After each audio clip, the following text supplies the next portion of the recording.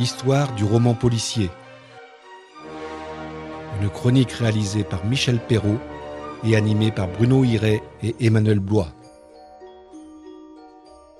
Bonjour, nous retrouvons avec plaisir Michel Perrault, notre chroniqueur spécialiste du roman policier, pour la suite de sa chronique. Et aujourd'hui, nous allons revenir sur le roman de détection, le Whodunit, mais version franco-belge. Michel, bonjour. Bonjour, Manu. Il y a quelques auteurs français qui se distinguent. On a vu les romans de détection chez les Britanniques avec Agatha Christie et tous ses copains du Detection Club. Les Américains avec Hammett, avec Chandler. Et on va continuer d'ouvrir le tiroir et voir ce qui reste maintenant pour les franco-belges. Alors la plupart des auteurs ont eu un gros succès dans leur temps et ils sont quand même un petit peu oubliés de nos jours, sauf un dont on parlera en dernier. C'est très bien de monter le suspense. Sur le plan chronologique, le plus âgé, c'est Pierre Véry, puisqu'il est né en 1900 dans les Charentes et que les paysages charentais ont toujours été très utilisés dans ses romans. Il va perdre sa mère en 1913, il est alors placé dans un pensionnat à Meaux et là, il y crée une société secrète qu'il appelle les Chiches Capons. Le but de cette société secrète était de trouver des moyens financiers pour se rendre aux États-Unis. Il n'ira pas, mais par contre, il réutilisera cette société secrète dans 2 de ses romans, Les Disparus de Saint-Agile et Les Anciens de Saint-Loup.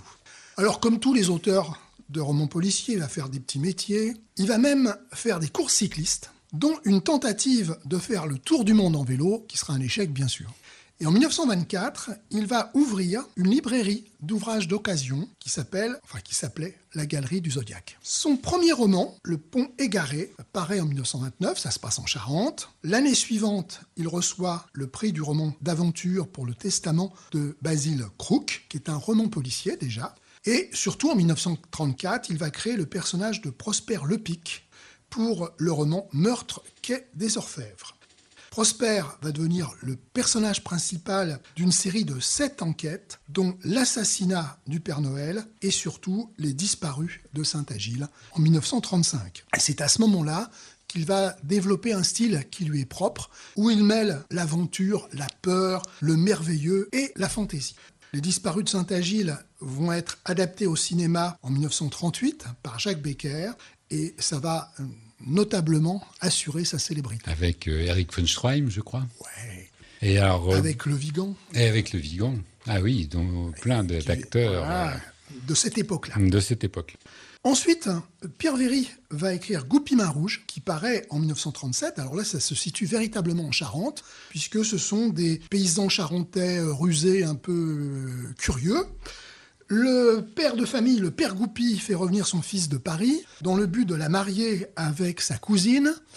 Il va y avoir de la jalousie qui apparaît au sein de la famille, des crimes inexpliqués, et Goupil-Main Rouge va être chargé de mener l'enquête. Là aussi, c'est adapté par Jacques Becker en 1943 pour le cinéma, avec Robert Le Vigan. Voilà, Encore. Après, il a eu plus de mal à faire des films. Il y a eu un moment où ça s'est mal passé pour lui, oui. Donc Pierre Véry, hélas, n'a pas pu continuer sa... Non, il va décéder d'une crise cardiaque en 1960. D'accord. Charles Exbraya, qui lui est né à Saint-Étienne en 1906. Il a été plus ou moins poussé par sa famille à faire médecine. C'était sans enthousiasme. Et il va être exclu de la faculté de médecine pour chahut. Chez les carabins, pourtant, c'est assez fréquent. Ça devait être particulièrement musclé. Pour gagner sa vie, il va enseigner les sciences naturelles dans des lycées à Melun, Saint-Germain-en-Laye et même jusqu'au lycée Henri IV à Paris. Et puis, ça l'embête, il va abandonner l'enseignement et il va travailler comme reporter.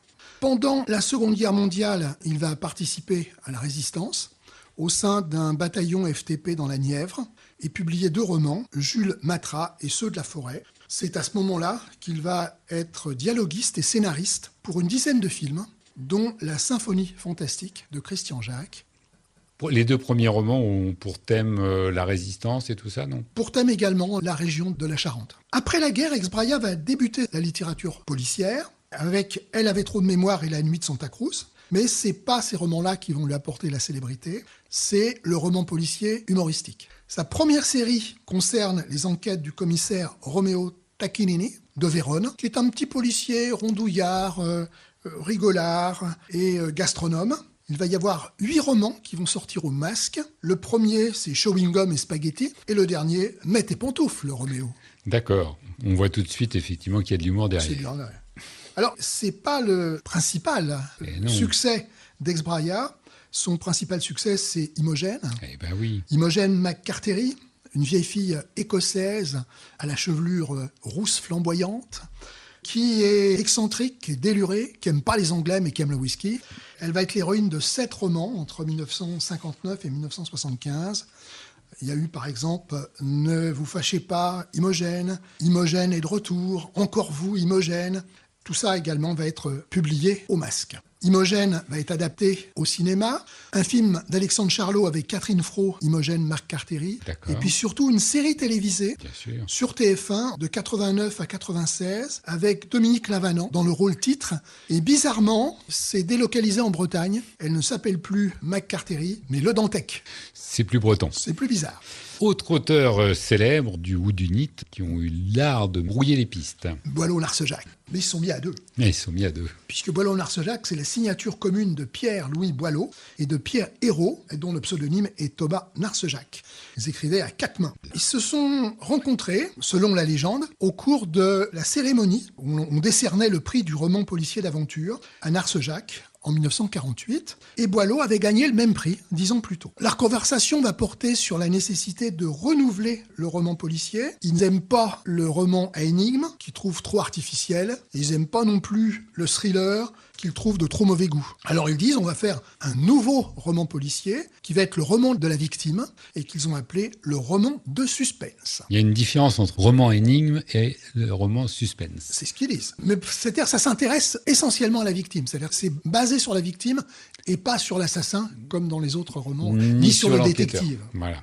La première collaboration va être signée Alain Boucarège, qui est un anagramme de Boileau-Narcejac, et c'est L'ombre et la proie, qui est sorti en 1951. Et puis ensuite, ils vont publier sous le nom de Boileau-Narcejac 39 volumes, dont Celle qui n'était plus, en 1952, et qui est probablement le plus célèbre. Nous verrons après pourquoi. Où un représentant de commerce et sa maîtresse va tuer l'épouse du premier. Il transporte le corps dans un lavoir, le corps disparaît. Était-elle réellement morte? On va voir effectivement pourquoi. C'est célèbre.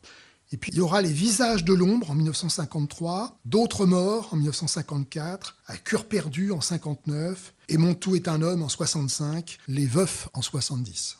Ils vont être connus pour leurs adaptations cinématographiques. Les Diaboliques d'Henri-Georges Clouzot en 55 est tiré de Celle qui n'était plus. D'accord. D'entre les morts a été adapté par Hitchcock, c'est devenu Vertigo. Meurtre en 45 tours d'Étienne Perrier, Meurtre en musique de Gabriel Pelletier et Adieu vinyle de José Dayan sont des adaptations d'À cœur perdu.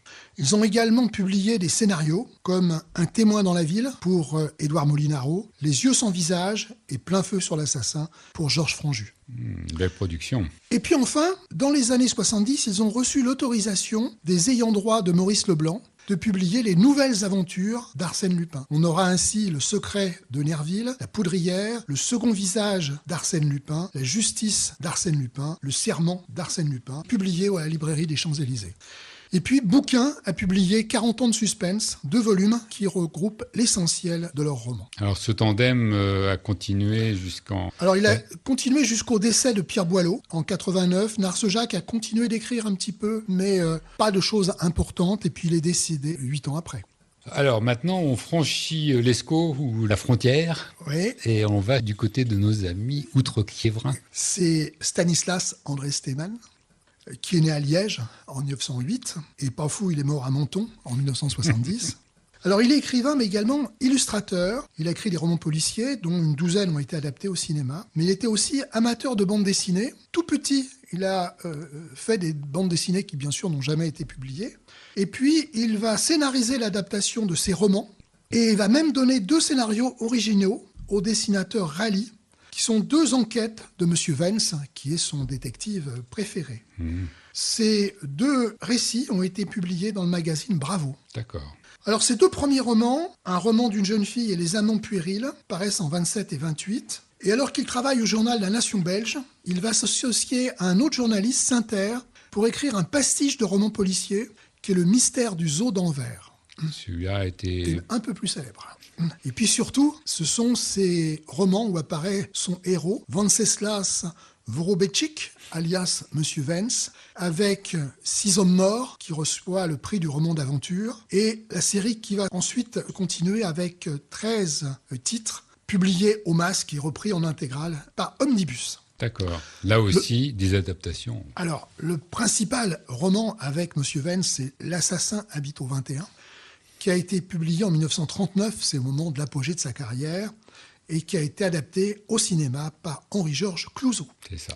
D'autres romans vont être adaptés. 6 hommes morts, qui sont devenus le dernier des 6 de Georges Lacombe. Légitime défense, qui est devenu Quai des Orfèvres d'Henri-Georges Clouzot. Et 18 fantômes, qui a été adapté sous le nom de Dortoir des Grandes par Henri Decoing. Les critiques français avaient dit que Seemann était le Simenon belge, en oubliant que Simenon l'était aussi.